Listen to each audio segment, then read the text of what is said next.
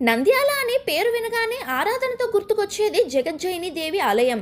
ఇది కేవలం ఆలయం మాత్రమే కాదు, శక్తి తత్వానికి నిశ్శబ్ద గంభీరం. చరిత్ర ప్రకారం చెప్పుకుంటే ఈ స్థలాన్ని ఒకప్పుడు నందివనంగా పిలువబడేది.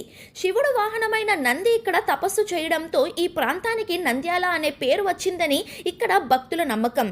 ఇక్కడ అమ్మవారు జగజ్జయిని దేవి రూపంలో వెలిశారు. అంటే జగత్తు మీద ప్రభావం చూపే శక్తి స్వరూపిణి అని అర్థం. ఇక్కడ గర్భగుడిలోకి అడుగుపెట్టిన వారికి మనసుకు ఓ ప్రశాంతత, శరీరానికి ఒక శక్తి చేర్పు అనిపిస్తుంది. నవరాత్రులు, మహాశివరాత్రి, ఆశ్వేజ మాసం సమయంలో అమ్మవారికి ప్రత్యేక పూజలు, అలంకారాలు, జాతరలతో ఆలయం కలకలలాడుతుంది. ఇది అష్టదశ శక్తి పీఠాలలో లేకపోయినా భక్తుల గుండెల్లో ఓ సజీవ శక్తి పీఠంగా నిలిచిపోయింది జగజ్జయిని అమ్మవారు.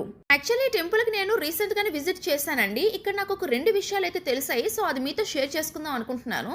ఫస్ట్ పాయింట్ ఏంటంటే ఇక్కడ డ్రెస్ ఈజ్ నాట్ అలౌడ్ అంటండి. ఓన్లీ శారీస్తో మాత్రమే రావాలట. ఒకవేళ ఎవరైనా తెలియక డ్రెస్తో కానీ వచ్చేలా ఉంటే టెంపుల్ వాళ్ళని ఫ్రీగా బ్లౌజ్ విత్ శారీ అనేది ప్రొవైడ్ చేస్తున్నారు. తర్వాత మళ్ళీ మనం వాళ్ళకి ఇచ్చేయాలి.